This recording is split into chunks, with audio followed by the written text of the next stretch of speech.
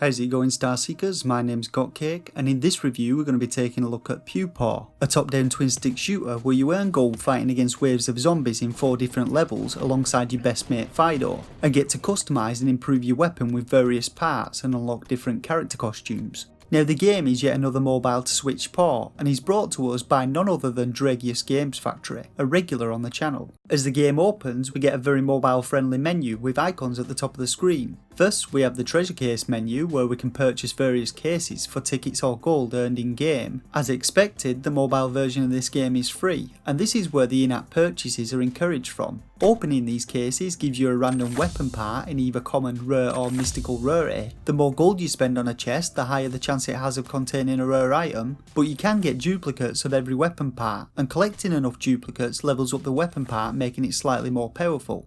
There are also clothes chests to unlock which contain new character costumes.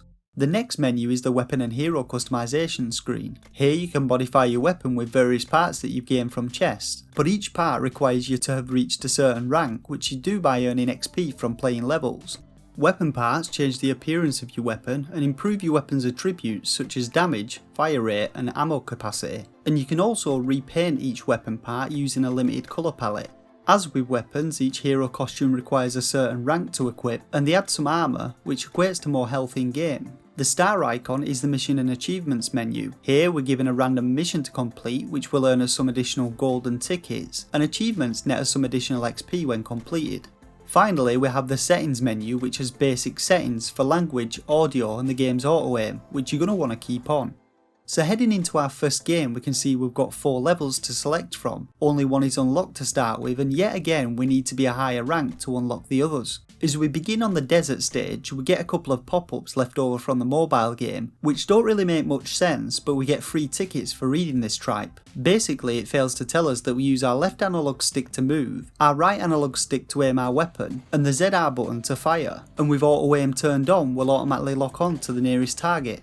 Now each level that we play, the position of objects such as boxes, houses, cars and fences are all randomly generated to make each game feel more unique. As the first wave starts, zombies begin spawning in and we get to a slaying. Each zombie we kill drops a little bit of gold, and at the top of the screen we have a few HUD elements. In the top left is how much gold we've earned this run, and below this is how many zombies are left in the wave. The top middle shows our health bar, and above this is the current zombie wave. There are 5 waves in total, and on the 5th wave we'll face the level boss. And finally in the top right is our current ammo count. Now there's no way to manually reload your weapon, so you've got to expend all your rounds before it automatically reloads. So as we fight our way through each wave, we encounter various types of zombies. First we've got the standard unarmoured zombies which fire single projectiles, and armoured soldier enemies which fire 3-round bursts. After hitting wave 3 we encounter fat zombies which explode when killed, and spit green poisonous shields that deals damage over time. And lastly we have female zombies who throw exploding bombs which deal a lot of damage. Now occasionally when a wave begins, a special event will be triggered. The only 2 I've experienced are the zombie invasion, which causes additional zombies to spawn, and the poisonous nightmare, which makes all zombies fire poisonous shots and causes crates containing gold to fall from the sky. To help us through these waves, care packages occasionally spawn in random locations, and our handy doggo will direct us to them with coloured arrows. Glowing brown crates contain additional ammo, white ones with a cross on them contain health, and brown ones with icons on top contain one of several power-ups, such as multi-shot letting us fire several shots at once, flame shot which deals damage over time to zombies, and finally a shield which protects us from all damage. All power-ups only last for a short while, and their expiry timers can be seen below the zombie counter. So when we hit wave 5 we'll face one of the 4 possible bosses for this desert level. Now none of the bosses are particularly difficult, so instead I'll rank them on how annoying they are to beat in order of least annoying to most annoying. First we have the Beast, who's by far the most tolerable of all the bosses. He just leaps at you every so often and occasionally charges at you. Next we have the Brain Shaker, who just teleports about the place and summons multiple floating assault rifles to fire at you.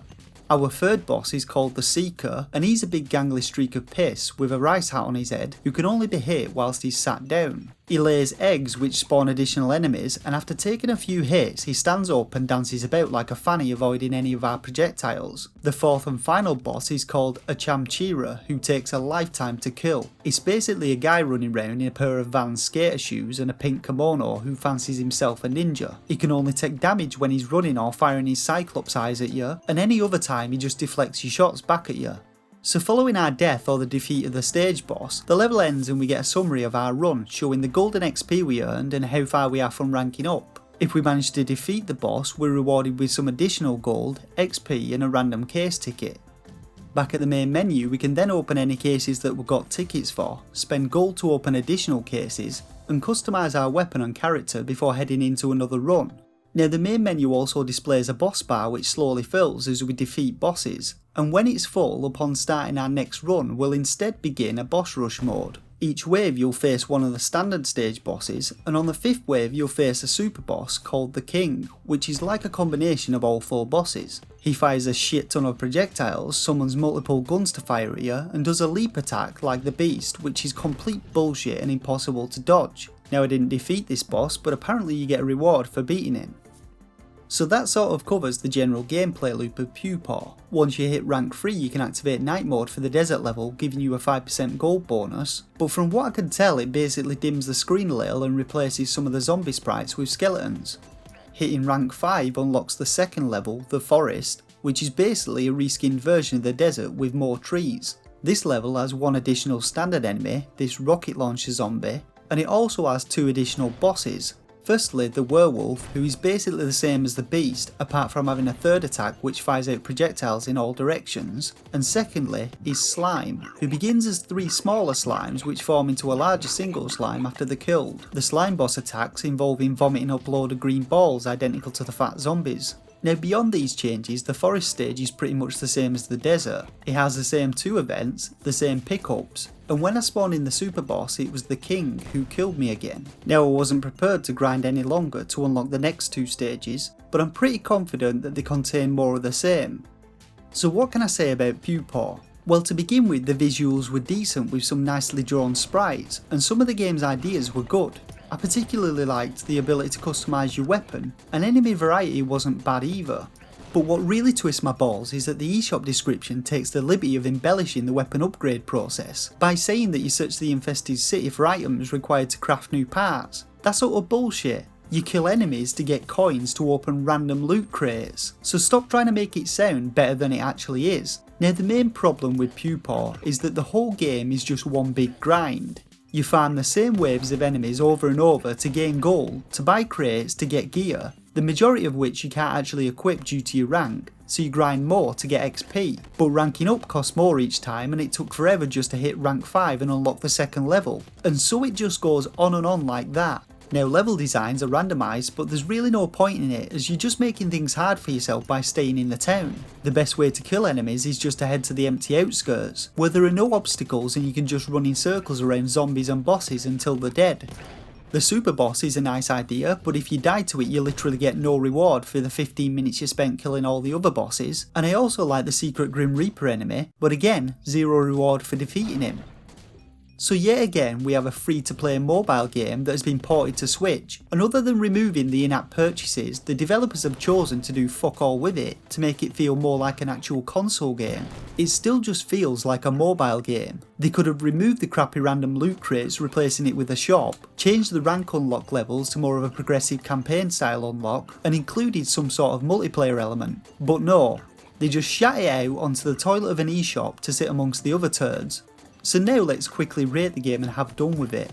Now I rate games between 1 and 5 stars, with a shovelware stamp of approval reserved for only the worst games on the eShop. This rating is based on my own personal opinion on what a game has to offer in terms of gameplay and value for money to potential buyers. And for a rating I'd give Pew Paw 1 out of 5 stars. The game will likely appeal to those who enjoy mindlessly grinding for their own self-gratification, or for those people looking for a time filler title, but for anyone else I'd say save your money and steer well clear of this one. You can get the game on the UK Switch eStore currently with 50% off for £3.14p, or from the US eStore for $3.99. The game's also available for free on the Google Play Store, and was available for Steam but appears to have been removed.